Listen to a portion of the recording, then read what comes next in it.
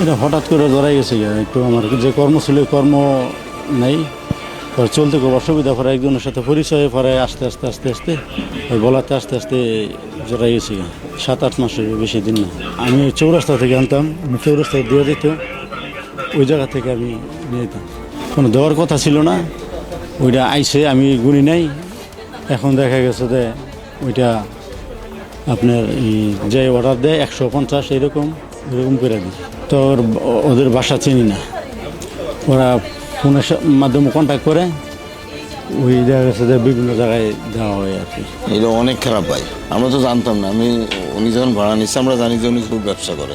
উনি যখন ঝুট ব্যবসা করে সেই হিসাবে আমরা জানতাম যে উনি ঝুট ব্যবসা করে। এখন হঠাৎ দেখতেছি এই ঘটনা, এটা খারাপ, অবশ্যই অনেক খারাপ। এগুলো যুব সমাজের জন্য বেশি খারাপ।